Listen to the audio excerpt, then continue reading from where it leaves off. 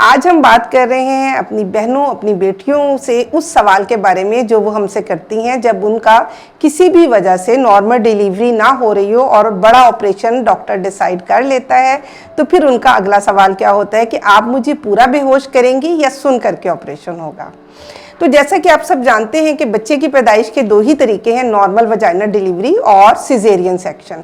तो अगर किसी भी वजह से कोई इमरजेंसी सिजेरियन किसी मरीज का डिसाइड होता है या इलेक्टिव पहले से प्लान्ड आपका गायनेकोलॉजिस्ट आपको बता देता है कि हम आपका सिजेरियन के जरिए बच्चे की पैदाइश का अमल होगा, तो आप हमसे क्या सवाल करती हैं कि आप मुझे पूरा बेहोश करेंगे या मेरा सुन करके ऑपरेशन होगा। इसके साथ साथ अगला सवाल फौरन आता है कि अगर आप मुझे सुन करके करेंगे तो क्या मेरी हड्डी में टीका लगेगा। इसके अलावा अगला सवाल होता है क्या मेरी कमर में दर्द रहेगा और ये दर्द क्या हमेशा के लिए होगा। इन सब सवालों के जवाब आपकी इस वीडियो में हमने दिए हैं, इसलिए इसे एंड तक देखिएगा।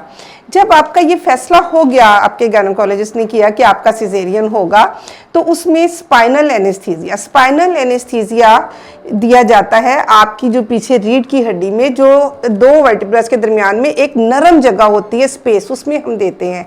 ये कॉन्सेप्ट आपका गलत है कि आपको हड्डी में टीका लगता है, नरम जगह होती है, उसमें सुई लगाकर टीका लगाया जाता है, इसलिए आपको इसकी वजह से कोई ऐसा खतरा नहीं है। दूसरी बात स्पाइनल एनेस्थीसिया की यह है कि ये आपका पेट का निचले हिस्से को सुन करके ऑपरेशन किया जाता है। ऑपरेशन के दौरान आप अपनी गायनेकोलॉजिस्ट से गपशप कर सकती हैं, बात कर सकती हैं। बच्चे की पैदाइश के बाद आप अपने बच्चे की फर्स्ट क्राई, जैसे ही वो रोता है उसकी आवाज़ सुन सकती हैं, बच्चे को खुद से देख सकती हैं। ये वो तमाम फ़ायदे हैं जो स्पाइनल एनेस्थीसिया के आपको मिल सकते हैं। इसके अलावा स्पाइनल एनेस्थीसिया के जो फ़ायदे हैं उनमें आपका हॉस्पिटल स्टे, आपका जब आप दाखिल होते हैं और छुट्टी का दौरानिया कम हो जाता है, आप जल्दी खाना पीना शुरू कर देते हैं और जल्दी खाने पीने के साथ आप अपनी मोबिलिटी, आप चलना फिरना शुरू कर देते हैं।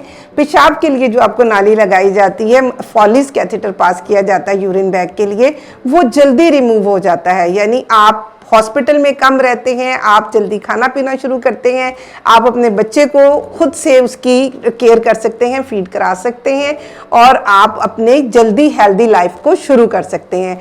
स्पाइनल एनेस्थीसिया आज के दौर में बेहतरीन चॉइस है अगर आपको किसी भी तरह का कोई और आपको जॉइंट्स का या कोई ऐसा इशू ना हो कि आपका एनेस्थेटिस्ट आपको जनरल एनेस्थीसिया की साइड पर लेकर जाए।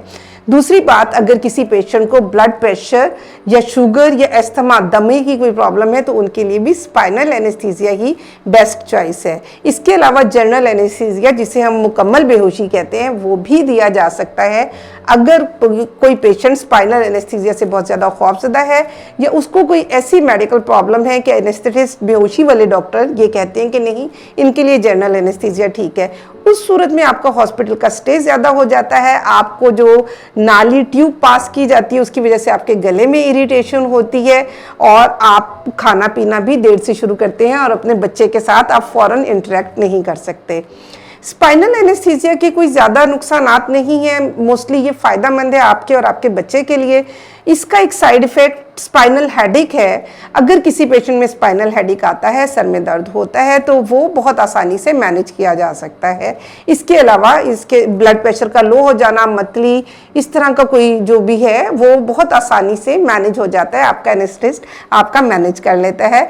तो आज की इस वीडियो का आपको यही मैं बताऊंगी कि स्पाइनल एनेस्थीसिया बेहतर चॉइस है आपके बड़े ऑपरेशन में। इससे आप और आपके बच्चे को कोई ऐसा नुकसान नहीं होता कि आपकी कमर में सारी उम्र इसकी वजह से दर्द हो। इस वीडियो से मुतालिक या आपने किसी भी गायनी के प्रॉब्लम से मुतालिक आप मुझसे कोई भी सवाल करना चाहें या आप कंसल्टेशन बुक करना चाहें तो marham.pk के थ्रू आप मेरी ऑनलाइन वीडियो कंसल्टेशन बुक कर सकते हैं।